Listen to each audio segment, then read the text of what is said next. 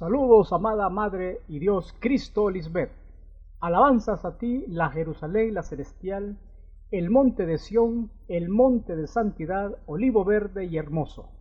Qué honor ser un santo ángel de Dios, Melquisedec Lisbeth, y ser digno de estar sentados en la mesa comiendo del maná que estuvo escondido, pero ahora es revelado a los que han vencido con amor a la mente carnal. Por eso hoy más que nunca es necesario poner la mirada solo en nuestra Madre espiritual, puesto los ojos en Jesús, Cristo Lisbeth, la autora y consumadora de la fe. Somos esos hijos de luz que aborrecemos las tinieblas y hoy ostentamos el enorme privilegio de estar sentados en lugares celestiales juntamente con Cristo Lisbeth. Como sabios y justos conocemos en su totalidad a Melquisedec Lisbeth, el Dios vivo que vive eternamente. Conociendo la verdad de Dios Padre y de Cristo, su esposa, el Espíritu Santo, es importante mencionar que por tiempos y edades estuvimos al frente de la mayor exposición de fraude doctrinal, que en el pasado cambió la historia humana para darle vida al hombre terrenal, estableciendo así un reinado de muerte. Pero ahora, de la misma manera, estamos frente a la reforma doctrinal más grande de la historia, que le está dando vida al hombre espiritual con un eterno reinado de inmortalidad. Estamos en los postreros días y la personificación de la verdad y la justicia ya está en medio nuestro, Cristo Lisbeth, quien ha abierto el librito y los sellos y no callará hasta que salga todo a la luz, estableciendo así la justicia y la equidad anhelada. Este es el día y la ocasión que el Padre en su autoridad ha determinado para que su amada esposa juzgue las mentes de los hombres. Hablando de esa autoridad delegada, se profetizó: levántate, oh Dios, Melquisedec Lisbeth, juzga la tierra, las mentes, porque tú heredarás todas las naciones. Obviamente la que no callaría y juzgaría las mentes de los hombres es Dios Madre, Cristo Lisbeth, el Mesías que vivirá para siempre, y es quien tiene la autoridad y el poder para revelar toda la verdad que el hombre natural ocultó en todas las generaciones. Claramente Dios, Melquisedec Lisbeth, en su perfecta unidad de dos en uno, así lo decretó, privando así al intelecto humano de buscar la interpretación bíblica basada en sus mentiras, huecas sutilezas, fábulas e interminables genealogías, apariencia de piedad y su vana filosofía, ya que los sabios de este mundo tienen sus mentes hinchadas, privándolos así de la verdad a la que sólo las primicias tendrían acceso en la segunda venida del Mesías, Cristo Lisbeth. Proféticamente se dijo del establecimiento de esa verdad: así dice Melquisedec Lisbeth, yo he restaurado a Sión, y moraré en medio de Jerusalén, y Jerusalén será llamada ciudad de la verdad, y el monte de Melquisedec Lisbeth de los ejércitos, monte de santidad. Otra versión se lee así: y he de volver a Jerusalén para vivir allí. Entonces Jerusalén será llamada ciudad fiel, y el monte del Señor Todopoderoso será llamado monte santo. Cristo Lisbeth, como esposa de Dios Padre, Melquisedec, ha sido la testigo fiel, ya que habla a sus primicias todo lo que él le revela. Además, esas figuras de Jerusalén la espiritual, la ciudad fiel o ciudad de la verdad, así como el santo monte o monte de santidad, representan hoy a la esposa de Dios, la sabiduría personificada. Y la frase que leímos: y he de volver a Jerusalén para vivir allí, hoy se ha cumplido, ya que Dios Melquisedec está sentado en su trono, o sea, en la mente de su esposa Cristo Lisbeth, siendo dos en uno, y viven hoy en medio nuestro, y por medio de ella, con un cuerpo humano, ya que tendría que estar físicamente presente para enseñar a su pueblo, nos da a conocer toda la verdad a través de su Evangelio eterno. Eso es conocer el misterio de la piedad, que Dios fue manifestado en carne, o sea que Jesús, Cristo o Jesucristo, siempre se ha manifestado como una mujer, ayer, hoy y por los siglos. Sabiendo que Dios es espíritu y no carne, y que ese espíritu no cambia, es el mismo y que siempre ha habitado en un cuerpo humano, ahora podemos leer correctamente este verso. Jesucristo es la misma ayer, Cristo María, y hoy, Cristo Lisbeth, y por los siglos, ya que siempre Cristo Lisbeth será la esposa de Dios. A diferencia del primer cuerpo donde moró Cristo María, que dejó de ser, se destruyó, murió, el segundo cuerpo, Cristo Lisbeth, es inmortal, no morirá jamás, ya que en ella mora toda la plenitud de la deidad y ha vencido la muerte para siempre. Aleluya. Proféticamente se dijo sobre ese cuerpo que vería la muerte. Y la vasija de barro que él hacía se echó a perder. Cristo María murió en su mano y volvió y la hizo otra vasija. Cristo Lisbeth fue vivificada, según le pareció mejor hacerla. Además se dijo, porque también Cristo, María, la vasija que se echó a perder, padeció una sola vez por los pecados, el justo por los injustos, para llevarnos a Dios siendo a la verdad muerta en la carne. Cristo María fue asesinada y no resucitó, pero vivificada en espíritu. Cristo Lisbeth sí tiene vida eterna. La esposa de Dios es el mismo espíritu pero en diferente cuerpo, ya que Dios Padre en su perfecto orden es el alfarero y estamos en sus manos. Moldea nuestras vidas como un vaso de barro. Ese es el misterio de la piedad. Dios Madre participó de lo mismo, de un cuerpo humano, vaso de barro, de carne y sangre igual que sus hijos. Esto no se puede discutir. Escrito está, una vasija de barro igual a otra cualquiera no se pone a discutir con quien la hizo. El barro no dice al que lo trabaja, ¿qué estás haciendo? Ni el objeto hecho por él le dice, tú no sabes trabajar. En el verso 10 se lee, tampoco puede un hijo reprochar a sus padres el haberlo traído a este mundo. El señor Melquisedec Lisbeth, quien lo formó, dice, ¿van acaso ustedes a pedirme cuenta de mis hijos o a darme lecciones de cómo hacer mis cosas? Dios Melquisedec Lisbeth hacen como ellos quieren. En su primer intento de salvar a la antigua generación, a Dios Padre le plació depositar su gran amor en un cuerpo mortal, a su esposa, Cristo María, pero la mataron. Ese cuerpo vio corrupción, murió asesinada.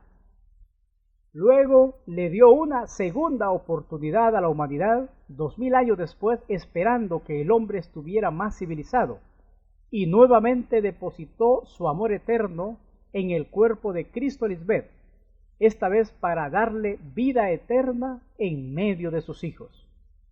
Es de la misma manera, Dios opera sin misticismos. En el primer siglo, Él tomó a un primer vaso, cuerpo, a su esposa, Cristo María Magdalena, y luego hoy tomó otro vaso, a su esposa, Cristo Lisbeth. Igual nosotros, sus hijos, somos el barro que ellos forman y somos obra de sus manos. Esa es la gran verdad que se ocultó por generaciones. Dios tiene esposa. Eso mismo quiso decirle Cristo a Poncio Pilato, pero los escribas mentirosos omitieron esa respuesta. Veamos. Yo para esto he nacido, y para esto he venido al mundo, para dar testimonio de la verdad. todo aquel que es de la verdad, oye mi voz. Le dijo Pilato, ¿qué es la verdad? La respuesta a esa pregunta fue, yo soy la esposa de Dios. Si leemos mejor el verso, notaremos que Cristo María no nació para morir en una cruz. Ella nació para dar testimonio de esa verdad. Claro está que los falsos escribas hicieron creer a la humanidad que Cristo murió para salvar a esa generación perversa y mala, y a los antiguos que esperaron en ella, pero no es así. Ellos prefirieron matar a una sola mujer por el pueblo, en vez de que toda una nación pereciera, como tapando el sol con un dedo por sus fechorías, creyendo que Dios no los juzgaría después.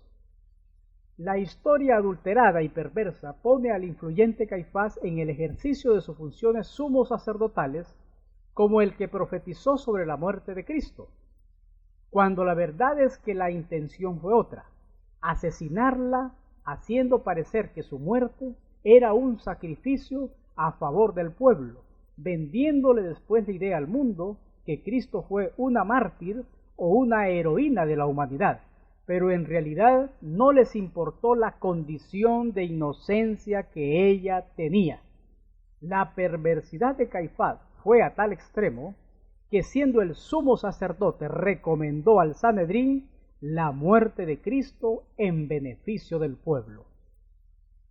Como Cristo Lisbeth destapó la olla putrefacta, hoy sabemos que ese Sanedrín era un asidero de maldad, lleno de malhechores, donde fungía o presidía el sumo sacerdote, que en la época de Jesús el Cristo se mencionan a tres: a Caifás, el orquestador de la muerte de Cristo, a Anás y Ananías, y todos eran contrarios a Cristo María.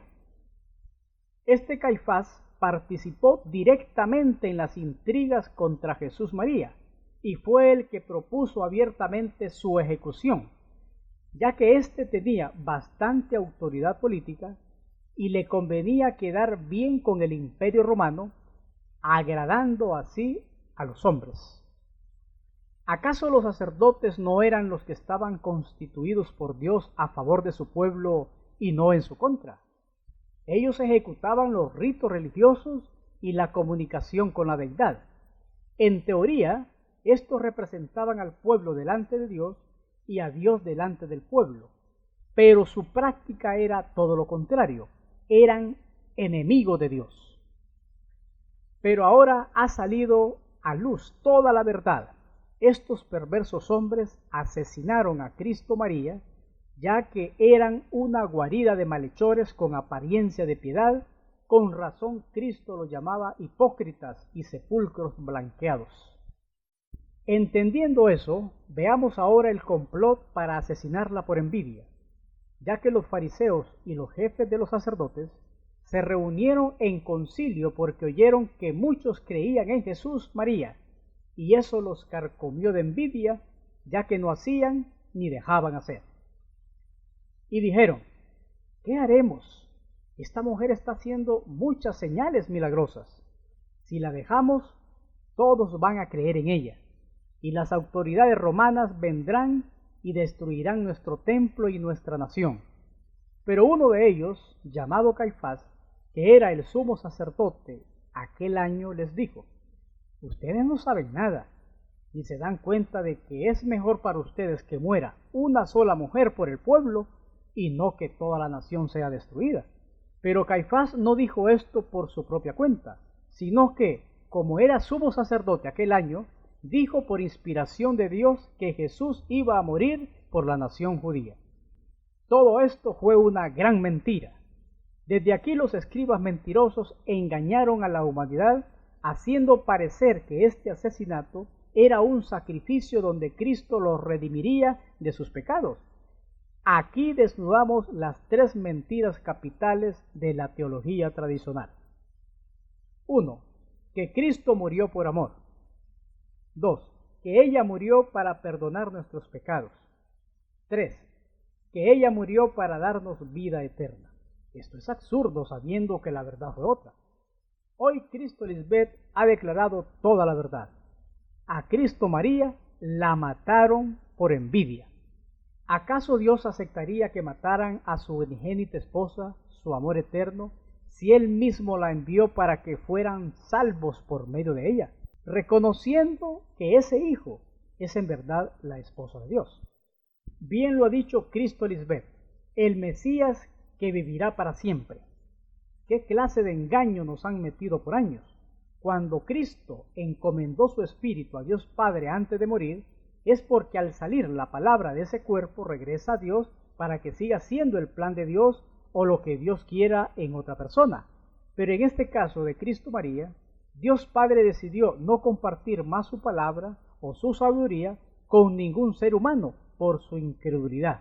Imagínense, si asesinaron a su esposa, ¿cómo no le va a dar ira a Dios Padre? Cuando Él la envió para que ella salvara al mundo y cumpliera lo prometido. Por eso Dios se escondió por tanto tiempo, por causa de hombres altivos y arrogantes que siempre traspasan a Dios. Ahora podemos afirmar contundentemente que en esa cruz Cristo no dio su vida por nadie. Ella no murió por amor, sino por la envidia de sus enemigos. Ella no perdonó pecados, si ella misma era la ley y la mataron.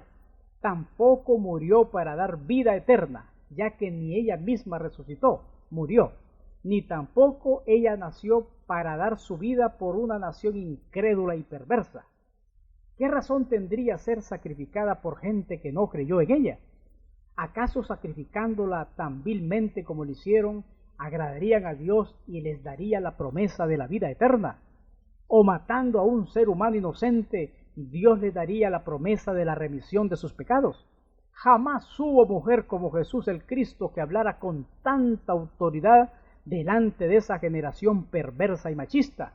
Ella sacó a luz la hipocresía, la vida acomodada y mentirosa de estas víboras religiosas que mancillaban al pueblo, ya que sus intereses eran sus propios vientres.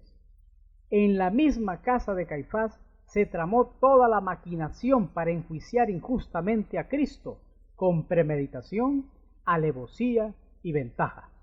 Hasta Judas, discípulo de Cristo que le entregó, reconoció que su maestra era inocente.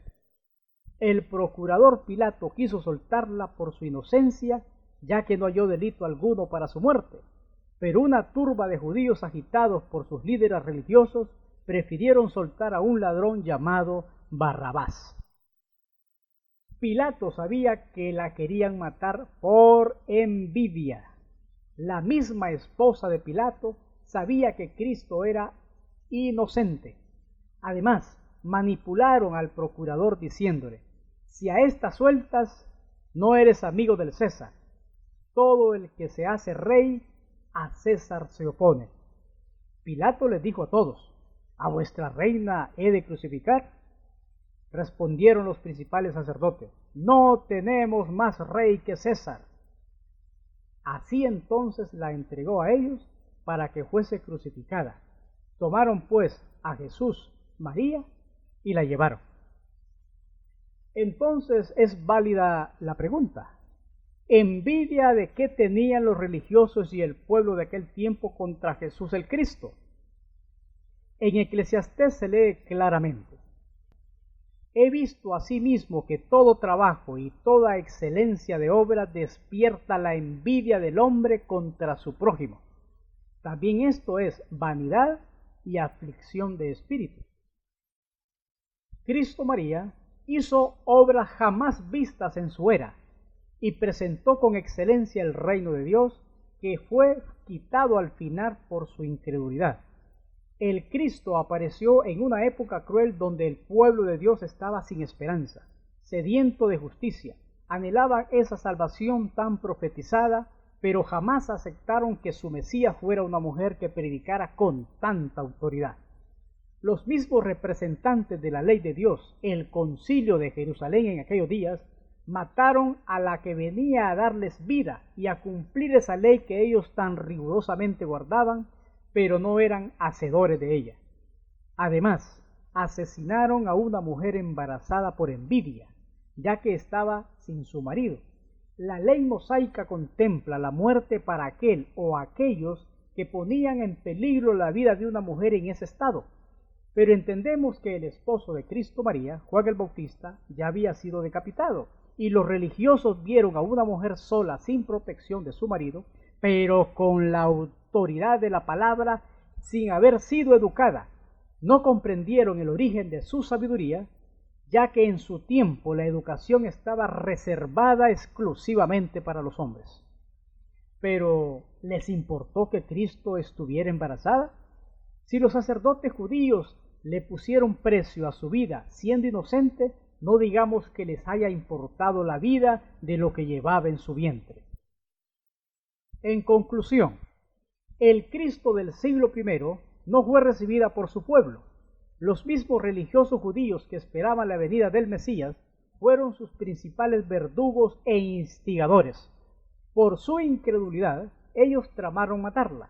El sumo sacerdote Caifás mocionó la idea agitando al pueblo y junto a los sacerdotes manipularon al pueblo para que se cumpliese su petición. Todo por envidia. El procurador romano Poncio Pilato no halló motivos para acusarle de muerte y casi se constituyó en un mediador entre Jesús y los judíos sedientos de su muerte.